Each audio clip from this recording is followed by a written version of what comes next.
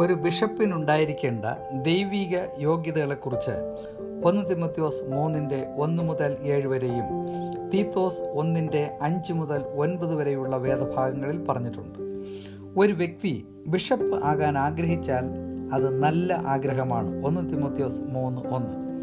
അതേസമയം പ്രായമായതുകൊണ്ടും സീനിയോറിറ്റി ഉള്ളതുകൊണ്ടും ഒരുവന് മൂപ്പനാകുവാൻ അല്ലെങ്കിൽ ബിഷപ്പാകുവാൻ സാധിക്കയില്ല. അതേസമയം എല്ലാ യോഗ്യതകളും നിർബന്ധമാണ്. യോഗ്യതകൾ ഏതെല്ലാമാണെന്ന് നമുക്ക് പരിശോധിക്കാം.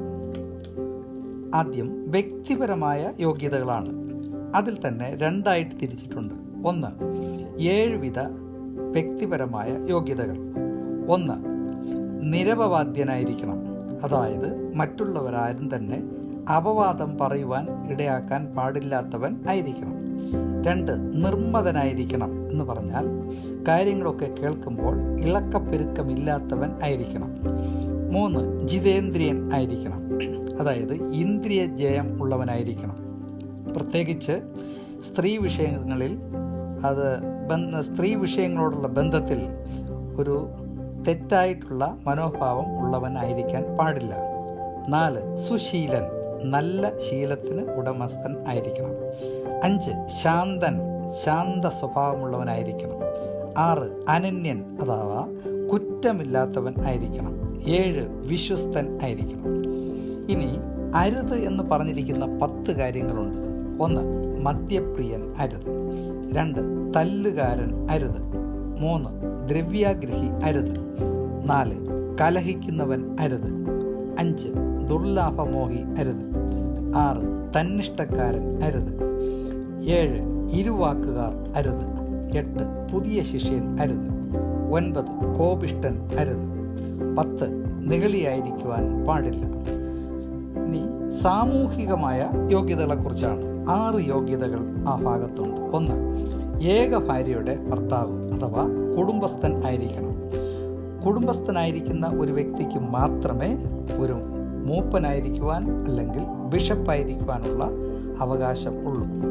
2, സ്വന്തം കുടുംബത്തെ നന്നായി ഭരിക്കുന്നവൻ ആയിരിക്കണം. 3, വിശ്വാസികളായ മക്കൾ ഉള്ളവനായിരിക്കണം. 4, അതിഥിപ്രിയൻ ആയിരിക്കണം. അതായത് അതിഥികളെ സൽക്കരിക്കുവാനുള്ള മനസ്സുള്ളവൻ ആയിരിക്കണം.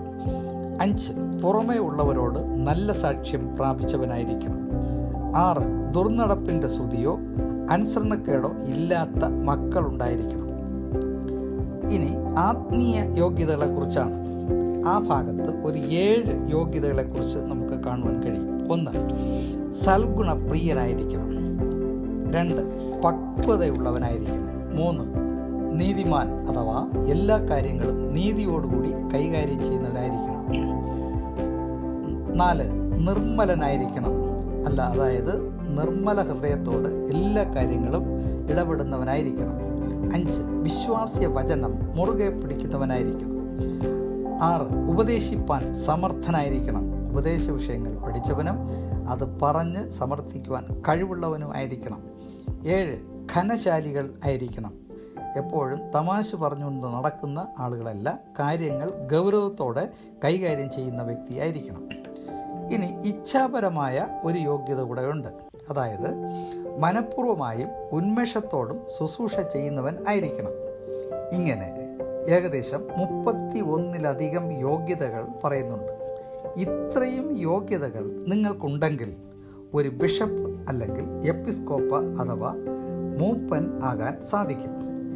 ഈ യോഗ്യതകൾ ഇല്ലാത്തവരാണ് മൂപ്പന്മാരായി ബിഷപ്പന്മാരായി ഇരിക്കുന്നതെങ്കിൽ ദൈവം ആഗ്രഹിക്കുന്ന യോഗ്യതയിലെത്താൻ നാം ശ്രമിക്കേണ്ടതാണ്. അതിന് ദൈവം നമ്മെ സഹായിക്കട്ടെ.